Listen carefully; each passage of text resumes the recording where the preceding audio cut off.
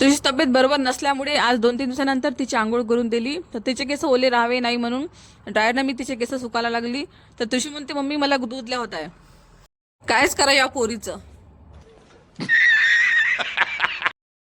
मग दुपारच्या वेळेला त्रिशू पण झोपली होती. चला म्हटलं मग मी पण एक झोप घेते. मी पण झोप घेतली एक आणि नंतर मग मी उठली. नंतर मग चाय वगैरे केला. मग त्रिशू उठली. त्रिशू म्हणते मम्मी मला आता शेवड्या करून पाहिजे. मग काय काढला मग शेवड्याचा डब्बा वरून. मग एका स्टीलच्या गजामध्ये मी ठेवलाय पाणी उकळासाठी. पाणी उकळल्यावर मग त्याच्यामध्ये टाकल्या मी मस्त हे शेवड्या.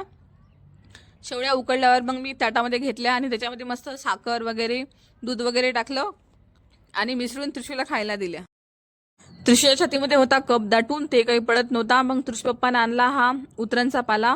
मग मी मस्त मिक्सरमध्ये टाकलं आणि त्याच्यामध्ये टाकलं पाणी. मस्त ज्यूस तयार केला आणि मग त्रिशूला प्यायला दिला. व्हिडिओ आवडला असेल तर प्लीज एक लाईक अँड सबस्क्राईब करून द्या.